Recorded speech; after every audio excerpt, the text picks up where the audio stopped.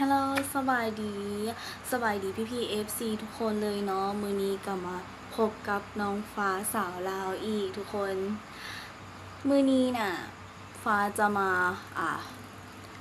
เว้าเรื่องเกี่ยวกับราคาเนาะเกี่ยวกับรถที่ลงแพหรือว่าลงเรือบักนะทุกคนที่บ่อนที่ฟ้าเฮ็ดเวียกเนาะเพราะว่าฟ้าเห็นพี่เอฟซีบางคนก็คือถามว่าคือเอารถส่วนตัวไปแล้วลงแพค่ะนะคันเท่าใดเนาะแล้วถ้าว่าเป็นรถพ่วงเดเป็นรถแบบพวกเทเลอร์อย่างที่ใส่ของอย่างมาเนาะก็คือแบบแต่ละคันค่ะนะราคาเท่าใดลงไปหรือว่าไปกับบ่ราคานั้นเนาะมื้อนี้ฟ้าก็จะมาบอกพี่ๆ FC ทุกคนให้ฮู้เนาะเกี่ยวกับการที่นำเอารถลงแพและเราต้องเสียค่าแพเท่าใดเนาะเป็นจังใดนั้นก็ไปชมไปฟังกันเลยทุกคนก่อนอื่นหมดนะทุกคนฟ้าจะแจ้งก่อนเลยเนาะว่าแพที่ข้ามด้านปักสันบึงกาฬเนาะเป็นแพหรือว่าเป็นเรือบักเนาะฝั่งลาวจะเอิ้นเรือบักส่วนฝั่งไทยจะเอิ้นแพตัวนี้นะทุกคนมันจะมีอยู่2ฝั่งก็คือจะเป็นแพไทยเนาะแพไทยนี่คือเพิ่นจะเป็นเจ้าเดียวแล้วทุกคนเนาะที่บริหารหรือว่าที่แบบบริการอยู่ฝั่งนั้นก็คือเป็นเจ้าเดียวแต่ว่าอยู่ฝั่งลาวของเฮานะอยู่ฝั่งลาวก็คือบริษัทที่ให้บริการเอารถสินค้าส่งไปฝั่งไทยเนาะก็จะมีอยู่2บริษัทเนาะบริษัทฟ้าคือจะมีอยู่แพอยู่2ลำเนาะที่ฟ้าเฮ็ดเวียกนำเพิ่นหั้นนะก็จะมีอยู่2ลำก็จะเป็นแพใหญ่กับแพน้อยก็คือแพใหญ่นี่ก็คือจะใส่รถเป้านะทุกคนได้อยู่12คันรถเป้านี่ก็คือเป็นรถพ่วงรถเทรลเลอร์เนาะก็จะได้แบบเต็มเลยกับประมาณ12คันถ้าเป็นรถเป้าถ้าว่าเป็นรถนักมันก็จะเป็นรถนักจะได้อยู่11คันถ้าว่าเต็มถ้าเขาใส่รถมันหรือว่าใส่สาลีเนาะก็จะเป็นอยู่11คันแต่ถ้าว่ามีรถเป้ามาผสมกับรถนักเนาะสมมติว่ามีรถเป้าอยู่10และมีรถเป้าอยู่2และมีรถนักอยู่10คันนี่เราก็สามารถเอาไปได้12เนาะทุกคนแล้วก็สามารถเอารถน้อยแซมใส่ไปนำอีกได้อยู่เนาะตัวนี้จะเป็นแพใหญ่ส่วนว่าแพน้อยของอีกตัวนึงก็เป็นแพน้อยหรือว่าแพเล็กเนี่ยนะก็จะใส่ได้อยู่6คันบ่ว่าจะเป็นบ่ว่าจะเป็นรถนักหรือรถเป้าก็คือใส่ได้อยู่6คันเนาะนอกจากว่ามีรถ6ล้อหรือว่าอีหยังเนาะตื้มก็สามารถเอาไปนำได้อยู่ตัวนี้เนาะจะเป็นแพน้อยส่วนอีกของบริษัทนึงก็คือใส่ได้ซ้ำแพน้อยของเฮาเนาะคือหลายคนก็คืออยากเอารถข้ามมาดินฝั่งลาวเนาะโดยผ่านทางด้านบึงกาฬปักสันเนาะก็คือสามารถเอารถส่วนตัวมาได้คือฟ้าว่าเนาะก็ไปเฮ็ดพาสปอร์ตรถอีหยังเนาะแล้วก็สามารถพัวพันทางจำปื้มอีหยังอยู่ทางด้านเพิ่นเลยแล้วก็ไปพัวพันเกี่ยวกับแพเนาะเพิ่นก็จะมีแพไทยนี้คือจะเอารถอยู่ฝั่งไทยมาส่งอยู่ฝั่งลาวเนาะก็คือสามารถเอาแต่ฝั่งไทยส่งมาฝั่งลาวกับบางที่ก็คือฝั่งลาวกับฝากรถไปนำอยู่เนาะวันนี้ฟ้าจะมาเรื่องราคาทุกคนราคารถน้อย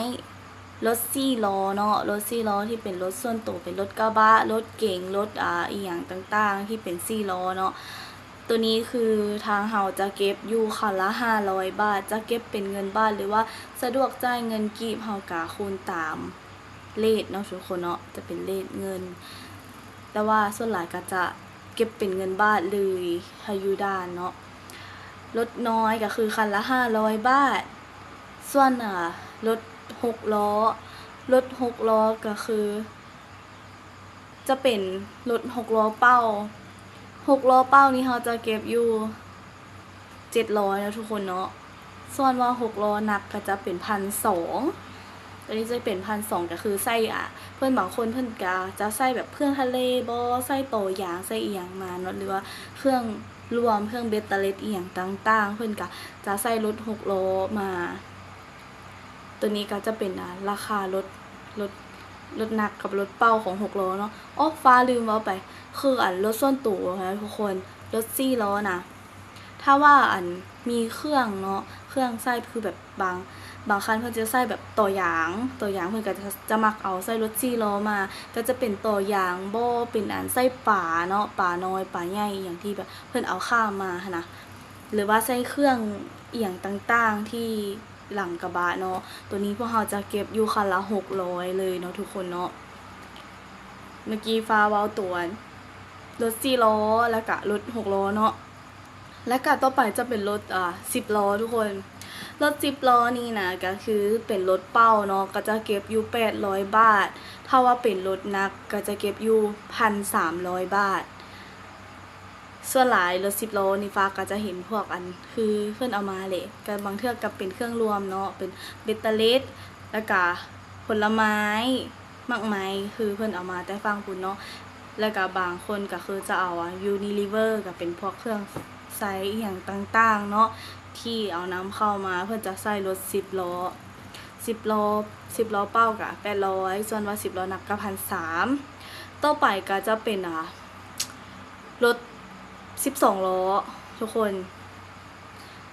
รถ12ล้อนี่ก็จะเป็นรถ12ล้อเป้าราคามันก็จะประมาณอยู่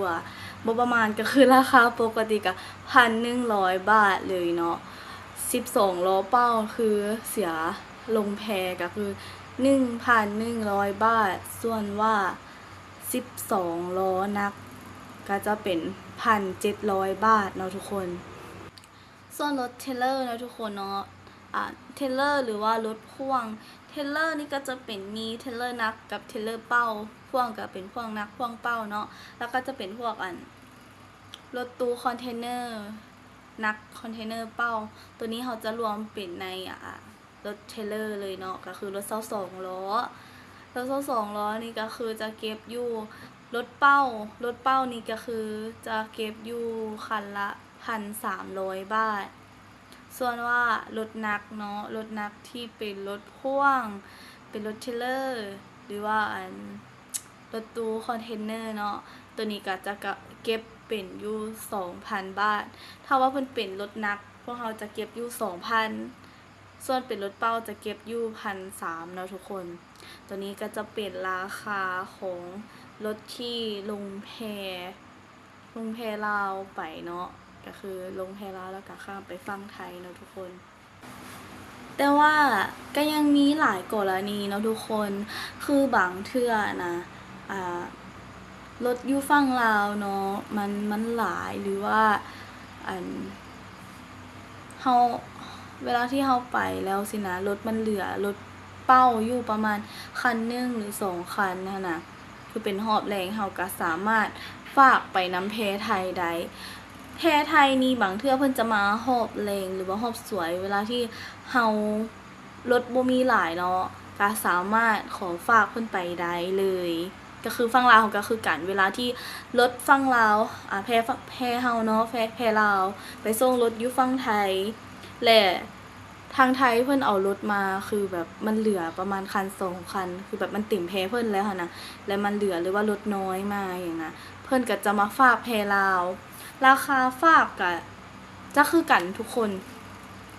ราคาฝากคือจะคือกันเลยเนาะแต่ว่าเฮาจะจ่ายทางฝั่งลาวครึ่งนึงแล้วก็ฝั่งไทยครึ่งนึงคือเป็นรถ4ล้อเนาะรถ4ล้อรถกระบะรถอีหยังต่างๆรถเก๋งเนี่ยนะตัวนี้เฮาก็จะเก็บอยู่500แต่ว่าเวลาที่ฝากแล้วเฮาจะเก็บอยู่250ก็คือจ่ายอยู่ฝั่งลาว250จ่ายอยู่ฝั่งไทยอีก250เป็น500ทุกคนถ้าเป็นรถหนักก็จ่ายทางไทย300จ่ายฝั่งลาว300เนาะก็คือแต่ละรถก็จะหารกันแบบนี้เลยก็ถ้าเป็นรถ6ล้อเนาะ6ล้อหนักก็คือ 1,200 กับคนละ600ให้ฝั่งลาว600ให้ฝั่งไทย600นะทุกคนเนาะก็จะหารกันแบบนี้เลยส่วนว่าเป็นรถหนักบางเทื่อรถหนักก็คือบางเทื่อจะฝากบางเทื่อก็บ่ได้ฝาก ค่าว่าฝากก็คือ 2,000 เป็นรถหนักเนาะก็คนละพันเลยค่าว่ารถเป้าก็1,300พวกเทรลเลอร์พวกอันรถเทรลเลอร์รถพ่วงเนาะ1,300ก็คนละ650ก็จะประมาณนี้เลยทุกคนเพราะว่าเอารถข้ามไปข้ามมานี่บางเทื่อมันบ่ท่วงบ่ทันก็ฝากกันได้เนาะแพลาวกับแพไทยแต่ว่ากรณีทุกคนจะมีอยู่บางเดือนเนาะก็จะมีพวกรถหนักๆที่ใส่เป็นแบบ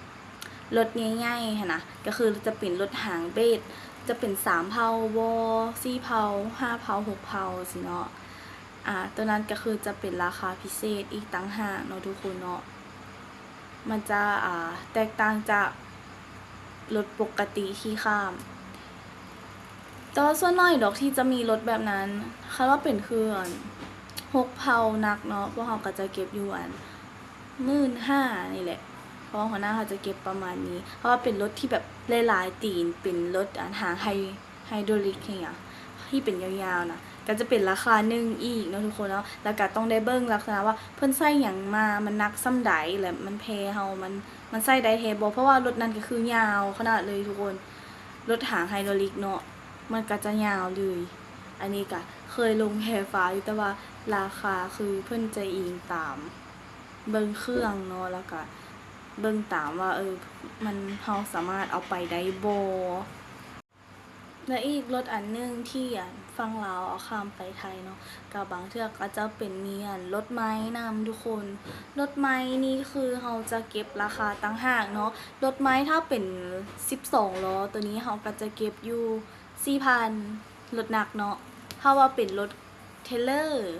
พวกเทรลเลอร์ที่ใส่ไม้มานะเฮาก็จะเก็บคันละ 5,000 เนาะตัวนี้คือเป็นราคาที่ทางเฮาเก็บ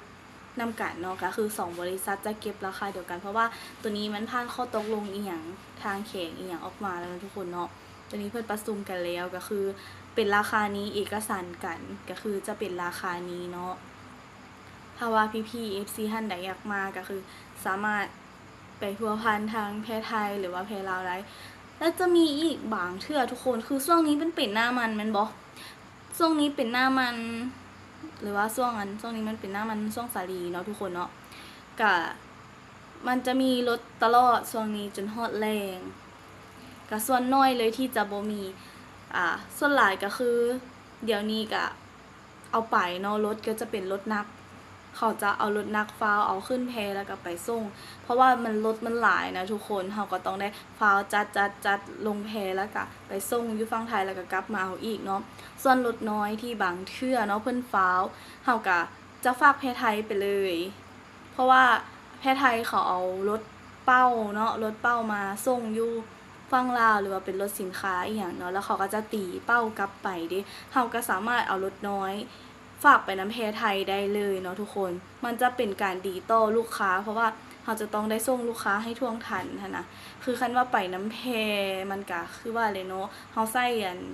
รถไปหลายแล้วสินะเฮาก็ฟ้าไปฟ้ามานี่แต่ว่าคันแพไทยนี่มันคือเนื้อที่ยังหลายก็คือสามารถฝากไปน้ำเพิ่นได้เพิ่นก็จะรับเนาะคือฝั่งลาวเขาก็คือกันเวลาที่เฮาไปพุ่นเอารถไปส่งแล้วเนาะถ้าว่าทางไทยเพิ่นอยากฝากรถน้อยส่วนหลายเพิ่นจะฝากรถน้อยอีหยังมาเลยทุกคนเพราะว่ามันเวลาเฮาจัดแพเนาะมันสิคันว่าเอารถน้อยใส่ตื้มมันก็คือว่าบางเทื่อก็มันจะก็เหลือแพสินะเพิ่นก็ฝากมานำได้เนาะทุกคน